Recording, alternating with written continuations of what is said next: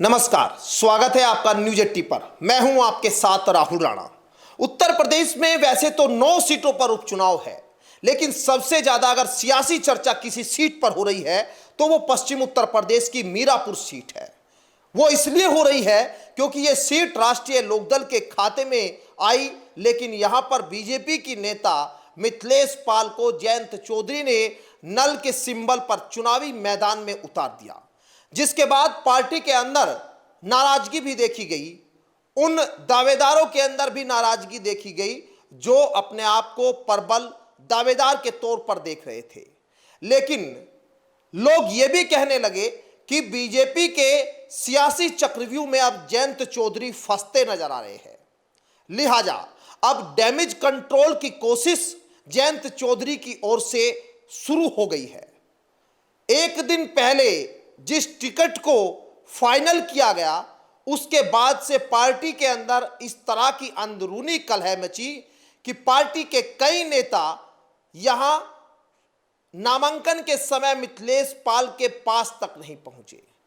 कई विधायक जो है वहां नहीं पहुंचे और इस बात को लेकर पार्टी के अंदर चर्चा होने लगी कि जयंत चौधरी ने आखिर यह फैसला कैसा लिया है। लोग ये कहने लगे कि यहां क्या जयंत चौधरी अब बीजेपी की कठपुतली बन गए हैं। दरअसल ये तमाम सवाल 2 दिन से लगातार जो है सियासी चर्चा का विषय बने हुई है। लेकिन इसी डैमेज कंट्रोल को करने के लिए जयंत चौधरी ने यहां तमाम उन दावेदारों को मनाया, उन दावेदारों से बातचीत की और कहा कि सब कुछ भूल जाइए और चुनाव की तैयारी में लग जाइए। आज एक बड़ी बैठक जो है मीरापुर सीट पर होने जा रही है। इस बैठक में यहां बीजेपी के नेता भी होंगे और राष्ट्रीय लोकदल के नेता भी होंगे। यह सम्मेलन यहां पर भारतीय जनता पार्टी और राष्ट्रीय लोकदल के बीच समन्वय बनाने के लिए आज इस सीट पर हो रहा है। वैसे लोकसभा चुनाव में भी इस तरह की कई सारी बैठकें देखी गई, लेकिन यहां इस बैठक में खास बात यह बताई जा रही है कि पूरी तरह से चुनाव की जिम्मेदारी राष्ट्रीय लोकदल के नेताओं के पास होगी, लेकिन भारतीय जनता पार्टी के तमाम रणनीतिकार इसमें शामिल हो, उनको जो है विश्वास में लिया जाए, किसी भी प्रकार से आपसी तालमेल खराब न हो और चुनावी माहौल राष्ट्रीय लोकदल और बीजेपी के पक्ष में बना रहे। लेकिन खास बात यह है कि इस सम्मेलन के अंदर मीडिया की एंट्री पर रोक है। यह जानकारी मिल रही है कि यहां मीडिया के जो एंट्री है वो अंदर नहीं होगी। उसके पीछे कई बड़ी वजह जो पिछले सम्मेलन में बागपत में देखने को मिली थी, जहां बागपत में एक राष्ट्रीय लोकदल की नेता ने यहां प्रधानमंत्री की जय जयकार करने से मना कर दिया था, जिसके बाद काफी विरोध के स्वर उठे थे और यह कहा जाने लगा था कि राष्ट्रीय लोकदल और भारतीय जनता पार्टी के नेताओं के बीच समन्वय की कमी है। लिहाजा यह खबर अंदर की बाहर मीडिया तक न आए, इसलिए इसको एक गुप्त मीटिंग के तौर पर भी देखा जा रहा है। अब यह समन्वय मीटिंग के बाद बीजेपी के नेता भी तैयारी में जुटेंगे, क्योंकि एक तरह से देखें तो बीजेपी की ही नेता मिथिलेश पाल लंबे समय तक पार्टी में रही और उससे पहले भी वो राष्ट्रीय लोकदल में जरूर थी, राष्ट्रीय लोकदल से विधायक भी बनी थी। लेकिन अब वो जब राष्ट्रीय लोकदल में आ गई है और राष्ट्रीय लोकदल के नेताओं को उनके साथ जोड़ने के लिए भी ये बैठक देखी जा रही है। लेकिन इस बैठक में आखिर क्या होगा, मीरापुर की सीट पर किस तरह से चुनाव जीता जाएगा, इन सब तमाम बातों को लेकर यहां चर्चा होगी। लेकिन अब यह कहा जाने लगा है कि जयंत चौधरी के इस फैसले के बाद पार्टी के अंदर पूरी तरह से उथल पथल मची हुई है। पूरी तरह से पार्टी में जो है डैमेज कंट्रोल करने की कोशिश की जा रही है। कोई नाराज नेता न हो जाए, इसका भी खास ख्याल रखा जा रहा है, क्योंकि राष्ट्रीय लोकदल के लिए यह चुनाव करो और मरो की स्थिति जैसा है। 2027 का चुनाव से ठीक पहले एक सीट पर राष्ट्रीय लोकदल यहां जब चुनावी मैदान में ताल ठोक रही है, तो यहां पार्टी के अंदर मचे घमासान को भी समझना है और 2027 तक अपनी पार्टी के वजूद को भी बनाए रखना है। लेकिन पार्टी के अंदर चल रही इस तैयारी को आप अलग तरीके से समझिए और पार्टी के बाहर जो कार्यकर्ता, जो समर्थक है, उनमें जिस तरह की खलबली मची है उसको आप अलग तरीके से अगर देखेंगे तो दोनों अलग अलग चीजें दिखाई देगी। क्योंकि 15 नवंबर को गंगा स्नान, 11 नवंबर से बड़ा मेला जो है वो सुकरताल में लगता है। सबसे ज्यादा मीरापुर की सीट इस मेले की वजह से चुनाव में प्रभावित होना बताया जा रहा है और इसको लेकर चिंता राष्ट्रीय लोकदल और बीजेपी के नेताओं की भी है। लेकिन एक सवाल यहां हर किसी के मन में कूद रहा है कि आखिर कैसे बीजेपी की नेता मिथिलेश पाल, जो सबसे पीछे लाइन में बताई जा रही थी, उसको टिकट हो गया। जो कई नेता राष्ट्रीय लोकदल के टिकट को लेकर प्रबल दावेदार थे, आखिर वो कैसे पीछे चले गए? तो इसके पीछे कुछ कहानी बताई जाती है, इसके पीछे कुछ सियासत भी बताई जाती है। वो सियासत है भारतीय जनता पार्टी के नेताओं के वर्चस्व की सियासत। इस पूरे खेल के पीछे डॉक्टर संजीव बालियान एक मास्टर माइंड के तौर पर यहां दिखाई देते हैं। डॉक्टर संजीव बालियान को लेकर यह कहा जाता है, एक कयास ये लगाए जा रहे हैं, चर्चा ये है कि वो अपनी पत्नी को मीरापुर से चुनाव लड़ाना चाहते थे, लेकिन जयंत चौधरी की पार्टी में इसको लेकर मंजूरी नहीं मिलती देख तो उनको ये लगा कि अगर आने वाले दिनों में 2027 के चुनाव में बीजेपी का भी वजूद बचा के मुजफ्फरनगर इलाके में रखना है तो यहाँ बीजेपी को जीत यहाँ सीटों पर चाहिए ही। सभी सीटें राष्ट्रीय लोकदल को अगर चली गई तो आने वाले दिनों में बीजेपी के नेताओं के सामने संकट हो जाएगा।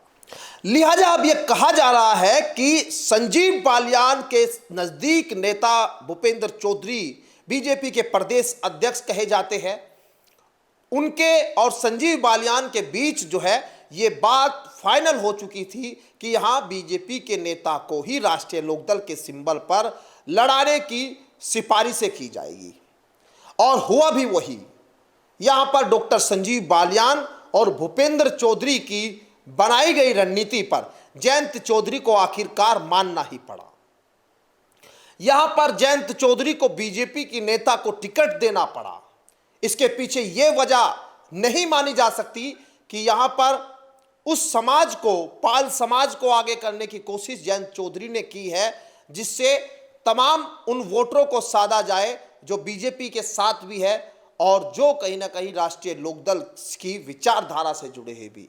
क्योंकि ये इसलिए मैं कह रहा हूं क्योंकि राष्ट्रीय लोकदल के पास भी पाल समाज से प्रत्याशी के तौर पर मजबूत दावेदार थे।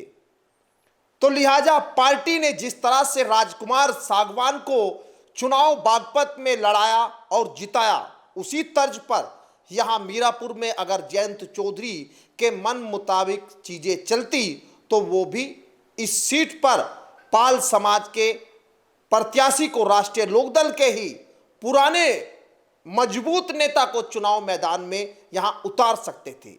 लेकिन इस टिकट के बाद यह कहा जा रहा है कि जयंत चौधरी की भी कुछ मजबूरियां रही है।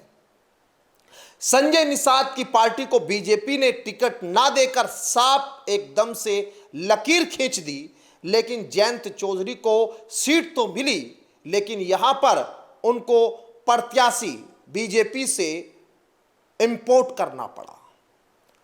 यह बीजेपी भी भली भांति जानती है कि पश्चिम उत्तर प्रदेश में नल के सिंबल की कितनी अहमियत है, इसीलिए जयंत चौधरी को दरकिनार तो नहीं किया जा सका। लिहाजा जयंत चौधरी के नल के सिंबल पर ही पार्टी के नेताओं को सेट किया जा रहा है।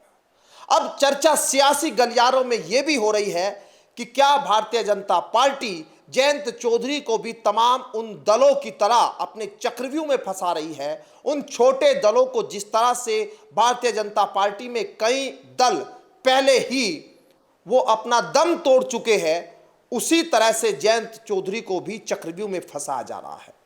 वैसे उत्तर प्रदेश में यह सियासत कोई नई सियासत नहीं है जहां पर सिंबल किसी का, नेता किसी और का।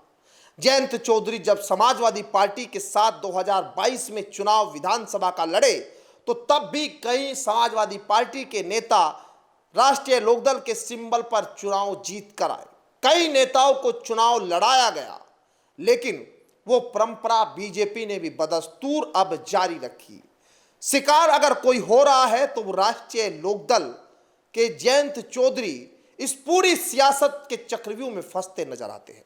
इसीलिए कहा जा रहा है कि अब इस चक्रव्यूह को कैसे जयंत चौधरी भेद पाएंगे।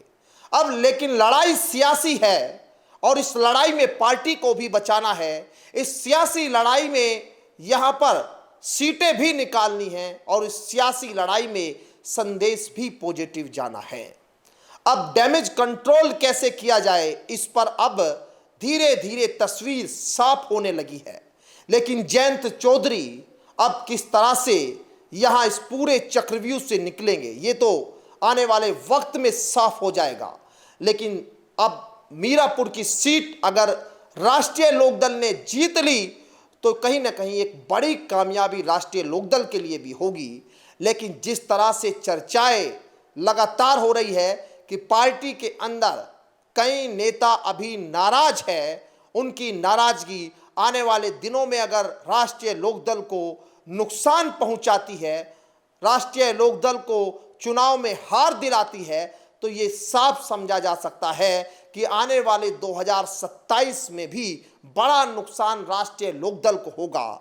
सिंबल राष्ट्रीय लोकदल का अगर जीत कर आता है तो ये जीत बीजेपी भी इसका श्रेय लेगी, लेकिन अगर हार राष्ट्रीय लोकदल की होती है तो ये जीत और हार सिर्फ राष्ट्रीय लोकदल के माथे मढ़ी जाएगी। दरअसल ये तमाम सियासी चर्चाएं, तमाम सियासी सवाल इन दिनों मीरापुर की सीट पर गोते लगा रहे हैं। अब जो आज की बड़ी बैठक में निर्णय लिए जाएंगे, क्या वो कारगर साबित होंगे? क्या यहां इस सीट पर राष्ट्रीय लोकदल जीत हासिल करेगी? क्या विपक्षी जो नेता है उनके बीच में भी कहीं ना कहीं दो फाड़ नजर आती है, उसका फायदा भारतीय जनता पार्टी और राष्ट्रीय लोकदल को मिलेगा? क्योंकि विपक्ष में भी समाजवादी पार्टी की जो सुम्बुल राणा है वो यहां कादिर राणा की पुत्र वधू है और उनको लेकर भी सियासी चर्चा ये है कि यहां हरेंद्र मलिक अभी तक उनके चुनावी प्रचार में नजर नहीं आए, न उनके बेटे यहां पंकज मलिक अभी तक चुनावी प्रचार में नजर आए। लिहाजा अब क्या होगा, यहां उस गुटबाजी का फायदा रालोद को मिलेगा या फिर रालोद अभी अपनी ही पार्टी की नाराजगी को दूर करने में कुछ और वक्त लेगी? ये बड़े तमाम सवाल अभी सियासी गलियारों में तैर रहे हैं। फिलहाल मेरे साथ इस खास जानकारी में इतना ही। मुझे दीजिए इजाजत। नमस्कार।